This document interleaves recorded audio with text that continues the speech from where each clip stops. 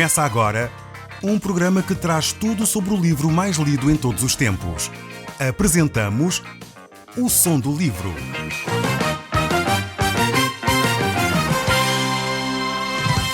Seja muito bem-vindo. Neste podcast vai encontrar o livro mais conhecido e lido em todo o mundo.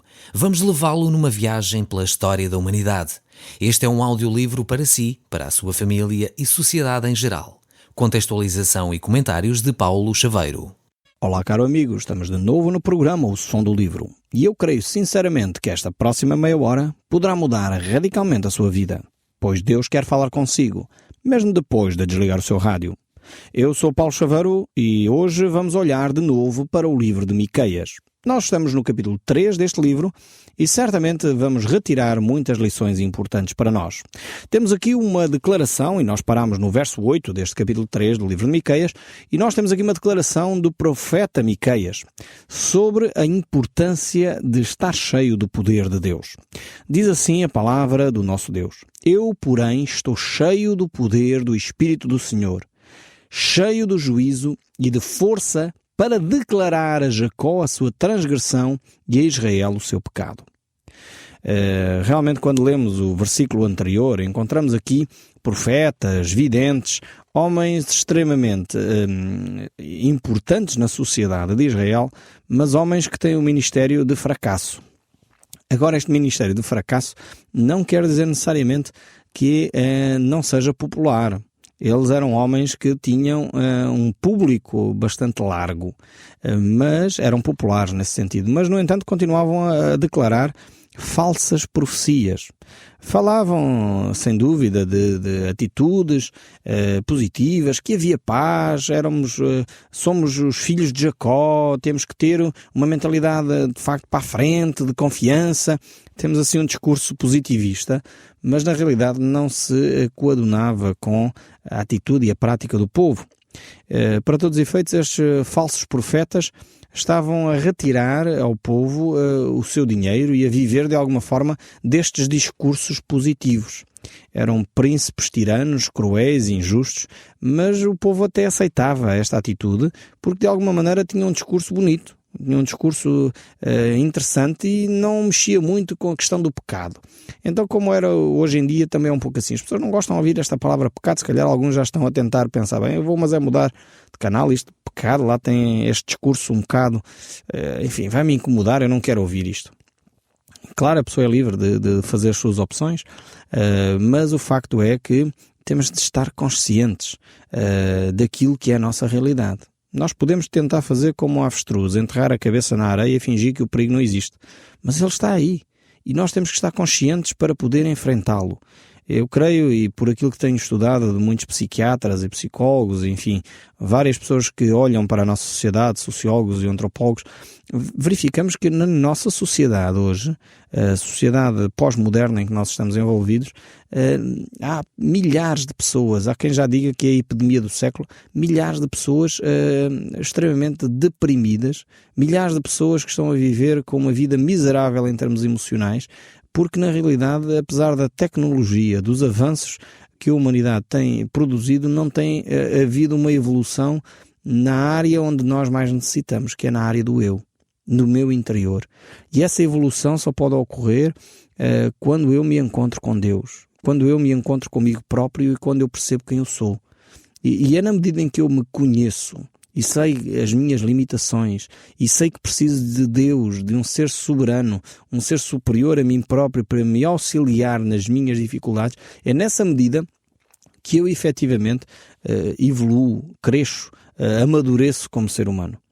Eu creio que o maior erro que a humanidade tem cometido é tentar retirar Deus da nossa vida. E na medida em que nós colocamos Deus numa prateleira, Deus passou a ser um bibelô lá na estante da nossa sala. A Bíblia passou a ser mais um livro importante, porque afinal de contas é um best-seller no mínimo, e convém eu ter uma, pelo sim, pelo não. Mas no entanto não abro, não leio, não conheço. Quando Deus passa a ser assim um bibelô na nossa vida, então passamos a ter vidas muitas vezes miseráveis. É verdade, passamos férias no estrangeiro, é verdade, passamos férias, vamos para o Algarve quando podemos, apesar das dificuldades financeiras do nosso país. É verdade que ainda temos algumas reservas financeiras, temos assim alguma qualidade de vida, mas muitas vezes temos uma péssima qualidade de vida no nosso interior.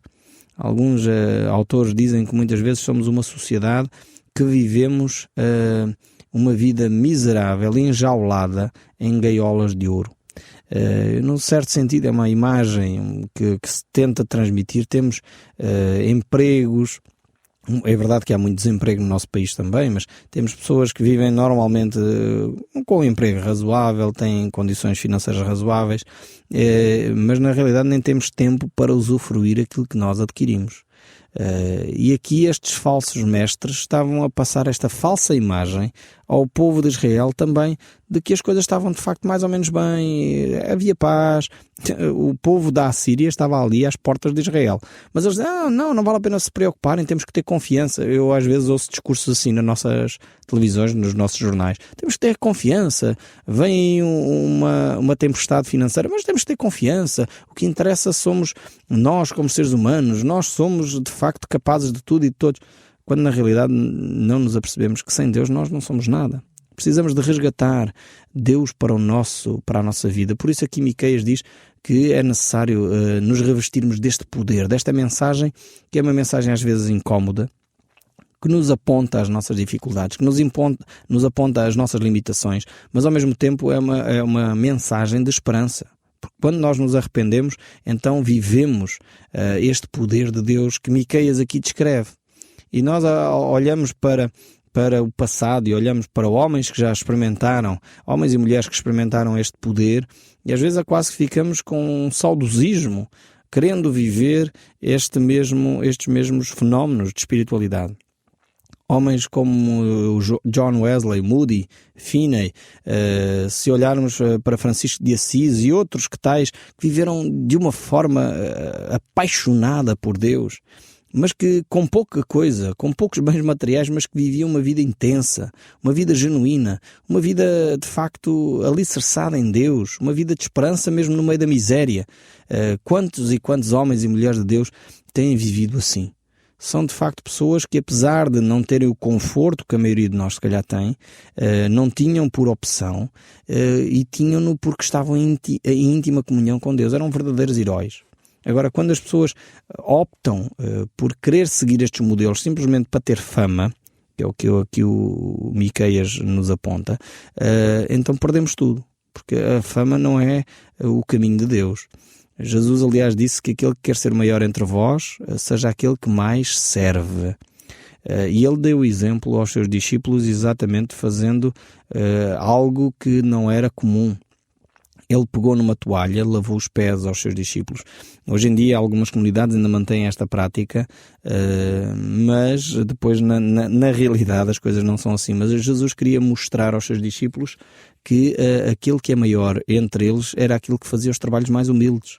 E infelizmente às vezes as hierarquias das igrejas têm esta prática do lavar dos pés, mas depois no dia-a-dia, enfim, ninguém pode chegar ao pé do senhor fulano tal, do padre não sei quê, do bispo não sei das quantas, do pastor não sei daqui, porque afinal subiu-lhes à cabeça aquele estatuto social que a pessoa adquiriu. Mas não é assim. Os grandes homens de Deus sempre foram homens humildes, e isso nós devíamos imitar a sua fé.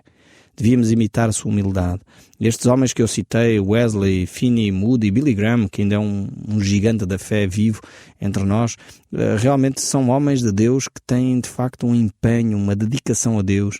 Eles não buscaram a fama, tiveram-na, porque de facto atingiram milhões e milhões de pessoas com o Evangelho de Deus. Mas, no entanto, eles não foram homens que buscaram a fama. Eles foram fiéis à palavra e Deus, de alguma forma, lhes deu a oportunidade de eles atingirem milhares e milhares de pessoas com a palavra. Miqueias aqui era um homem cheio do poder de Deus. E isto faz diferença. Não tem a ver com o estatuto social, não tem a ver com a posição que a pessoa desempenha, enfim, ou o pedigree que a pessoa tinha em termos de vida familiar, mas tem a ver com o facto de estar cheio do poder de Deus. Muitas vezes nós deveríamos buscar este poder de Deus não para ser famosos, não para estar dentro de uma comunidade onde isto se pratica, mas para ter uma relação íntima com Deus. Estar cheio do poder de Deus. Alguns utilizam outra linguagem, talvez utilizam a ideia de estar a ser batizado pelo Espírito. Aqui Miqueias usa esta ideia de estar cheio do poder de Deus. Tem a ver com essa intimidade com Deus. E quando a pessoa está em intimidade com Deus, ela fala das coisas que são do céu, fala das coisas que vêm do coração de Deus. E é isto que Miqueias aqui diz. E Miqueias utiliza esta imagem de ele estar cheio do poder de Deus para apontar o pecado. Portanto, Deus não branqueia o pecado. Deus é um Deus de graça. Deus é um Deus que perdoa. Deus é um Deus que restaura. Mas Deus não branqueia o pecado. Deus não é um Deus de licenciosidade. Ou seja, a graça de Deus, o apóstolo Paulo diz isto de uma forma tremenda lá no livro de Romanos, mas a graça de Deus não é um espaço para eu pecar. Não é uma abertura para eu fazer o que me apetece. Não. A graça de Deus é de facto o favor imerecido de Deus sobre a minha imundícia, mas que me dá a oportunidade de restauração, de eu ser uma nova criatura. E é isto que, mais uma vez, Miqueias traz aqui como reflexão para nós. Mas o texto bíblico prossegue no capítulo 3, verso 9 e 10, diz assim: ouvi agora isto, vós, cabeças de Jacó, e vós, chefes da casa de Israel, que abomineis o juízo e perverteis tudo o que é direito, e edificais a Sião com sangue e a Jerusalém com perversidade. Então aqui o profeta vai falar mais uma vez àqueles que são os líderes da nação. Sejam profetas, sejam magistrados, sejam príncipes, sejam os reis, sejam os líderes políticos. Ele vai trazer esta reflexão àqueles que são os responsáveis pela nação. E por isso mesmo ele usa aqui a expressão, a imagem chefes e cabeças de Israel. Diz que eles se estão a transformar, de alguma forma perverter o juízo e a justiça. Estão a transformar aquilo que era o direito. E realmente Miqueias, mais uma vez, traz a revelação de Deus à nação de Israel. Por isso ele fala pelo poder divino, pelo poder do Espírito Santo. Ele não fala por um dinheiro que recebeu de sustento dos governantes. Ele não fala porque é um mercenário. Ele não fala aquilo que é agradável. E às vezes quando falamos a palavra de Deus, nem sempre falamos aquilo que é agradável. Essencialmente quando se trata de apontar o erro e o pecado do povo. Eu quando aqui no nosso programa tenho falado que a nossa nação tem um grave problema, um grave pecado de idolatria. Porque temos o hábito de idolatrar quer pessoas, quer entidades que foram especiais para nós no passado, sejam religiosas ou não, mas idolatramos. É por isso que ainda hoje continuamos à espera do famoso Dom Sebastião, o salvador da pátria, aquele que vem de alguma forma resolver todos os nossos problemas. Nós temos esta mentalidade idólatra, temos que o confessar como povo português. Não é fácil dizer isto, porque eu sou português, conheço a nossa nação, identifico-me com os nossos valores, mas ao mesmo tempo temos que ser francos e honestos connosco mesmos, senão não saímos da cepa torta, como diz o povo. Precisamos de perceber que somos um povo idólatra. Somos um povo que está habituado a dizer mal de tudo e de todos nas costas. Podemos justificar com fatores socioculturais, fatores políticos até, vivemos debaixo de ditadura em que não podíamos falar abertamente, mas o facto é que somos, independentemente da justificação que se tem para o facto de falarmos nas costas, não assumirmos frontalmente aquilo que temos a dizer dos políticos, dos médicos, dos juízes, dos professores, dos pais, das crianças, enfim, do que quisermos. Mas temos que assumir e inclusive a dizer nos órgãos competentes para que se acionem os mecanismos de pôr e repor as coisas no seu devido lugar. É só nós irmos aos consultórios, e há muito bons médicos, eu conheço muito bons médicos que são cumpridores do seu trabalho, graças a Deus por isso, mas também temos médicos que não são assim tão cumpridores. E a gente vai para os centros de saúde, as pessoas estão ali a falar do médico que chega atrasado e que nunca mais chega e que leva que tempos para chegar ao consultório, e no entanto assim que o seu doutor chega já ninguém diz nada. E ninguém fez a reclamação no livro amarelo que deveria ter feito para acionar mecanismos para repor esta situação, porque o nosso povo está habituado a dizer mal, mas depois na altura de agir, ninguém, como diz o povo, ninguém se chega à frente. O mesmo acontece com os nossos tribunais. Ainda há algum tempo tivemos que ser chamados para testemunhar uma situação num tribunal, e estava lá com outras pessoas, e foi lamentável que a juíza chamou toda a gente e depois chegou à altura, afinal não era preciso toda a gente, era só metade. Pois, realmente, então para que é que mandaram o postal a convocar as pessoas, a carta para convocar as pessoas, se afinal não era preciso toda a gente? Será que esta senhora, juíza, não teria feito o trabalho de casa, pensado um pouco antes? Eu próprio, para não prejudicar o processo que estava em causa, não reclamei, mas depois, passado algum tempo, pensei, eu deveria ter feito. Deveria ter chamado o livro amarelo e reclamado devidamente sobre esta situação. Uma das pessoas que lá estava, das testemunhas, foi reclamar, e acho muito bem, fez-lo muito bem, e mais uma vez reforçou a minha incoerência neste aspecto. Deveria ter feito também essa reclamação por escrito para acionar e ajudar o nosso sistema judicial a funcionar melhor. Não é assim que se funciona. Os juízes não estão acima da lei e não podem fazer tudo o que querem. Portanto, chegam às horas que querem, convocam as pessoas que querem, dispensam no dia as pessoas que querem sem dar alguma justificação. Deveria ser feito este trabalho de casa prévio. E para melhorar o nosso sistema judicial e não prejudicar economicamente até a nossa nação. Foram dezenas de pessoas que ali estiveram, não foram trabalhar aquele dia porque tinham que estar presentes no tribunal e na realidade depois não foram úteis, não serviram para nada. Aquele foi um dia perdido. E precisamos de repensar estas questões e fazer então estas reclamações no sítio devido, para que as coisas possam mudar e melhorar na nossa nação. Mas Miqueias continua a trabalhar estes conceitos. Aqui no verso 11 ele diz: os seus cabeças dão as sentenças por suborno e os seus sacerdotes ensinam por interesse. Vejam bem como as coisas acontecem e infelizmente o coração do homem continua o mesmo milhares de anos depois. E os seus profetas adivinham por dinheiro. E ainda se encostam ao Senhor dizendo: não está o Senhor no meio de nós, nenhum mal nos sobrevirá. Vejam bem, realmente eu quando leio estes textos de Miqueias e olho para alguns discursos de alguns religiosos entre nós, eu digo, mas Miqueias continua a ecoar, as profecias de Miqueias continuam presentes no dia a dia, porque hoje ainda continua-se a verificar este tipo de situações. Sacerdotes que falam e ensinam por interesse. Se é o partido fulano tal que lá está à frente, então já não podemos dizer muito mal. Mas se é o partido A, B ou C, então vamos dizer... A Bíblia mostra claramente que a Igreja não pode ser partidária. E por isso que eu creio, sinceramente, eu defendo isto. A Igreja tem que ser separada do Estado. Não pode haver ligações perniciosas, ligações que são nefastas para a comunidade espiritual.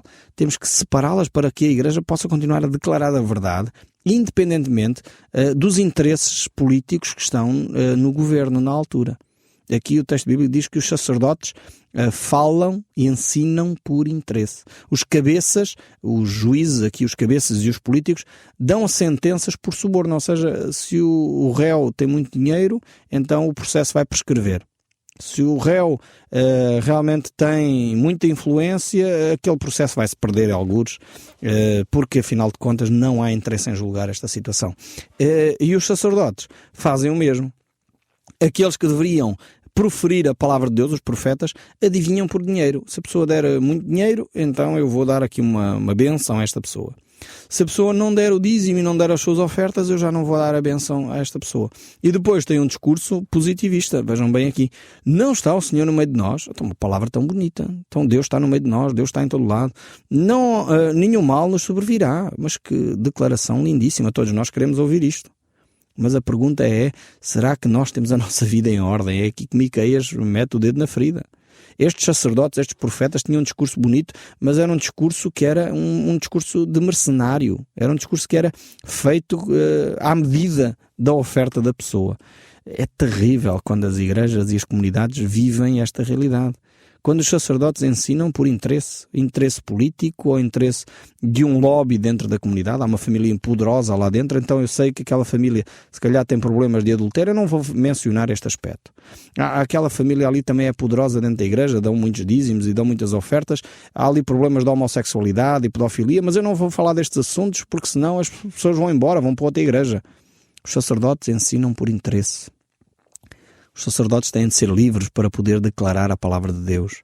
É por isso que é tão importante que o sacerdote não dependa de A, B ou C para a sua sobrevivência, possa depender de Deus efetivamente. Agora não estou a falar com isto da responsabilidade que as comunidades têm para sustentar os seus obreiros, não é disto que eu estou a falar.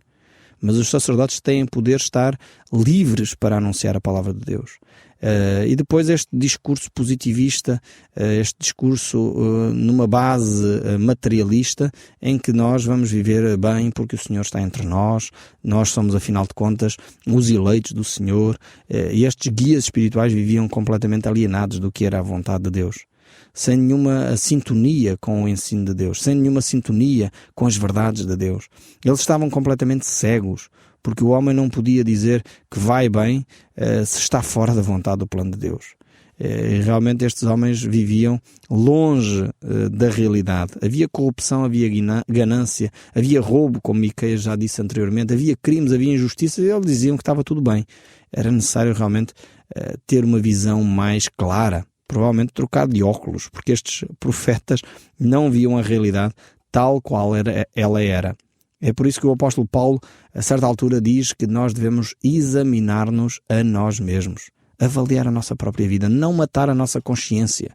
É importante que a nossa consciência ainda esteja viva para nos gritar bem alto quando nós cometemos coisas contrárias à vontade de Deus.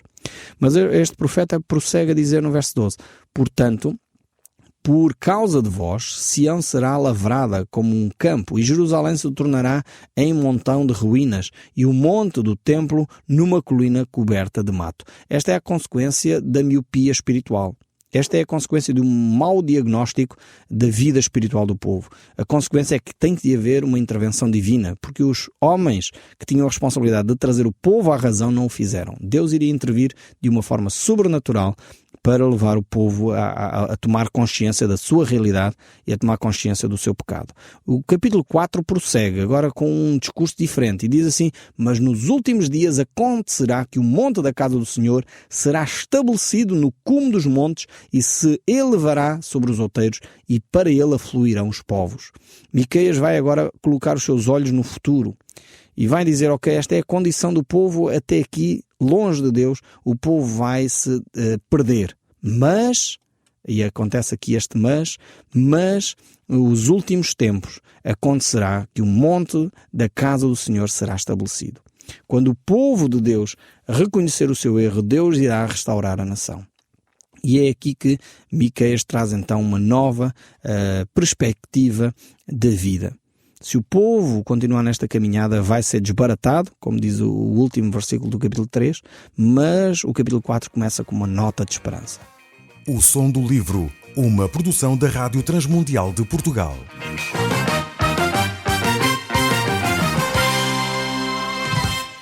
RTM. Conhece todos os nossos programas em rtmportugal.org. Uma produção da Rádio Transmundial de Portugal.